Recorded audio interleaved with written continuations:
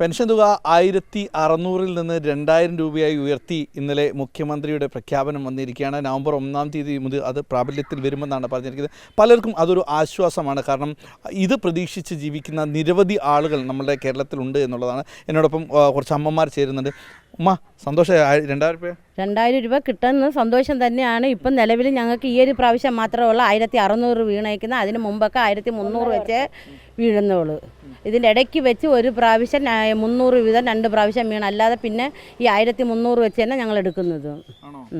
1600 കിട്ടുന്നതിൽ 300 രൂപ കിട്ടുന്നുള്ളൂ. 1300 കിട്ടുന്നുള്ളൂ, 300 രൂപ വീഴുന്നില്ല. ഒരു 1.5 വർഷം കൊണ്ട് അങ്ങനെയാണ്. അതിൻ്റെ ഇടയ്ക്ക് ഈ 1.5 വർഷത്തിനിടയ്ക്ക് 2 പ്രാവശ്യം 300 വെച്ച് വീണിട്ടുണ്ട്. സന്തോഷമാണ്. ഏറ്റവും വലിയ സന്തോഷം എന്ന് വെച്ചാൽ ഞങ്ങൾ ഇത് പ്രതീക്ഷിച്ച് ഗുളിക മരുന്ന് വാങ്ങിക്കാൻ വേണ്ടി കാത്തിരിക്കുന്നവരാണ്. ഉമ്മക്ക് എങ്ങനെയാണ് കിട്ടുന്നുണ്ട് 1600? ഞാനൊരു ക്യാൻസർ പേഷ്യൻ്റാണ്. ആദ്യം ക്യാൻസറിൻ്റെ 1000 രൂപ കിട്ടിക്കൊണ്ടിരുന്നത്. ഇപ്പോൾ കുറച്ച് നാളുകൊണ്ട് അത് കിട്ടുന്നില്ല. പിന്നെ എൻ്റെ വാർദ്ധക്യ പെൻഷൻ ഞങ്ങൾക്ക് എഴുതി കൊടുത്ത സമയം മുതൽ 1600 ആയിരുന്നു.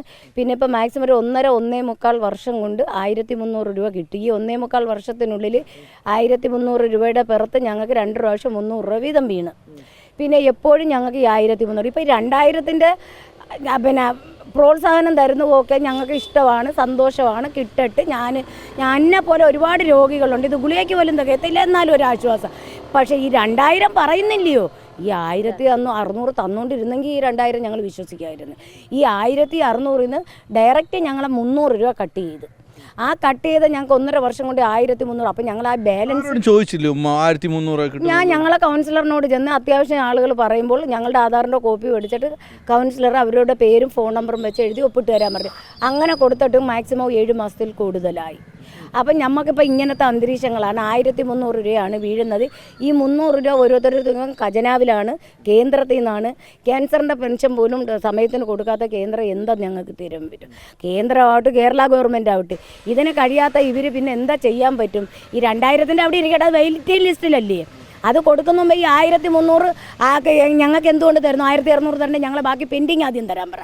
പെൻഡിങ് തന്നിട്ട് 2000 പാസ്സാക്കാൻ പറ. ഞങ്ങൾക്ക് പറയാനുള്ള കാര്യം ഇതാണ്.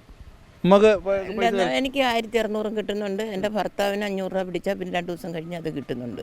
പിന്നെ ഞങ്ങൾ രണ്ടുപേരും രോഗികളാണ്. എനിക്ക് ഹാർട്ടിൻ്റെ അസുഖം, പിന്നെ എൻ്റെ ഭർത്താവിനും ഹാർട്ടിൻ്റെ അസുഖം. ഞങ്ങൾക്ക് 2 ഹാർട്ടിൻ്റെ അസുഖമാണ്. മരുന്നിന് പോലും തികയുന്നില്ല. നമുക്ക് തരാനും പഠിക്കാനും ആരുമില്ല. ആകെ വീട്ടുവേലയ്ക്ക് പോയാൽ 2000 രൂപ എന്ന് പറയുമ്പോൾ നമുക്ക് സന്തോഷമുണ്ട്. എന്നിരുന്നാലും നമുക്ക് മരുന്നിന് തികയത്തില്ല. എന്നാലും ദൈവം തരുന്നത് നമ്മൾ പേടിക്കാനല്ലേ പറ്റത്തുള്ളൂ. അത്രയേ ഉള്ളൂ. നമുക്ക് എന്തായാലും 1600 രൂപയിൽ 1600 കിട്ടുന്നുണ്ട്. അപ്പോൾ 2000 കിട്ടുമ്പോൾ 2000 തന്നെ കിട്ടുമെന്ന് പ്രതീക്ഷിക്കുന്നില്ലേ? അപ്പോൾ സന്തോഷമായി. ഇതുപോലെയാണ്, എല്ലാവർക്കും സന്തോഷമുണ്ട്. ചിലർക്ക് 1600 പെൻഷൻ പറഞ്ഞതിൽ 1300 കിട്ടുന്നുള്ളൂ എന്നുള്ളൊരു പരാതി പറയുന്നുണ്ട്. 1600 കിട്ടുന്നവരുണ്ട്. എന്തുകൊണ്ടാണ് എന്നറിയില്ല. എന്തായാലും ഈ 2000 രൂപ ഇപ്പോൾ സർക്കാരിൻ്റെ പ്രഖ്യാപനത്തിൽ വലിയ സന്തോഷത്തിലാണ് ഈ പെൻഷൻ കൈപ്പറ്റുന്നവർ. വീഡിയോ ജേർണലിസ്റ്റ് എസ് അബൂ താഹിറിനൊപ്പം reporter Dileep Devasya, in reporter, Kollam.